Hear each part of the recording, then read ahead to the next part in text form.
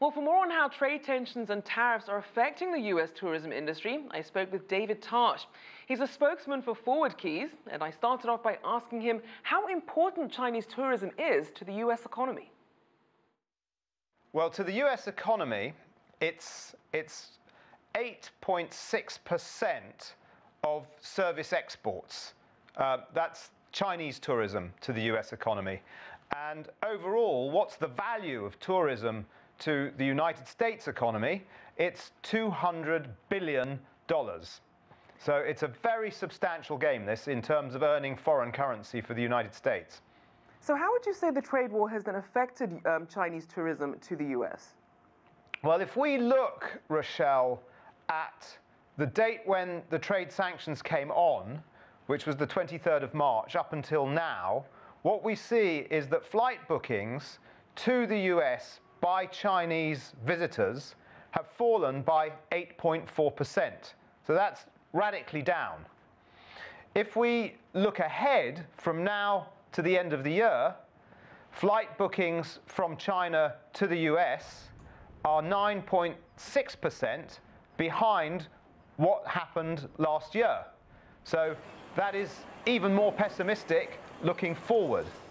Now, if you were to say, well, what about China outbound? You know, is that strong or is that weakening? Well, actually, what we see is that looking ahead from now to the end of the year, flight bookings outbound from China are ahead by 5.5%. So the United States is very out of step with the trend outbound from China. Now, you might say to me, what else has been going on in the market? Because over that same period, the value of the yuan has fallen by about 7.5%. So it's more expensive for the Chinese to go to the United States. Might that have had some kind of effect? Possibly. But then if we look at a benchmark, which is Canada, what we see is that over the same period, bookings from China to Canada have been up 4.8%, which is positive.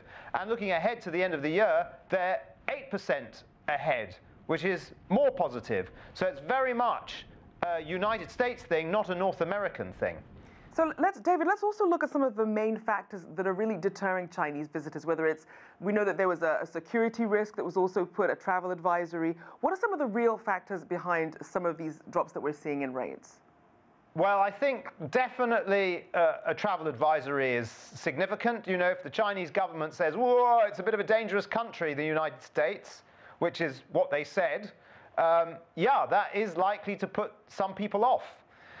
Interestingly, though, if we look at the profile of bookings that have dropped off, what we see is that from now to the end of the year, that the real fall-off is in group leisure bookings.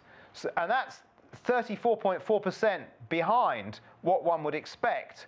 Whereas if you look at individual bookings, it's 4.5% behind. So somewhere along the line, either the Chinese tour operators are figuring that people won't want to go to the United States, or there just isn't the demand in the market that there was for group travel from China to the United States. So when we talk about group travel, we know that it's not just about traveling to a location. Sometimes it's for holiday travel, which also means big spending. What are some other sectors that might be affected by this drop that we're seeing in tourism numbers? This is something that you would expect shops and restaurants and hotels all to worry about. You would expect particularly destinations like Las Vegas, which is very dependent on tourism. You would expect the upmarket retailers, which is very dependent on Chinese tourism because the Chinese love to spend money. You would expect all of those people to be quite worried about this situation. So for a lot of these major cities who are caught in the middle of this trade war but do really still want to welcome Chinese visitors, is there anything perhaps individual states or major landmarks can do to really entice Chinese visitors? A lot of them do run their own marketing programs, and one would speculate that for a lot of the people who are responsible for promoting the destinations would be finding this current political atmosphere really quite frustrating. And since we don't know how long this is going to go on, what is your long-term outlook for what's going to happen with Chinese outbound tourism to the U.S.? Well, at the moment, I think the best forecast we can come up with is what we currently see for the next 3 months, which is currently behind by 9.6%. It's possible that if the atmosphere worsens, it gets worse. It's possible, on the other hand, that if there's a change in mood and bookings start to come back, that it's not as bad as that.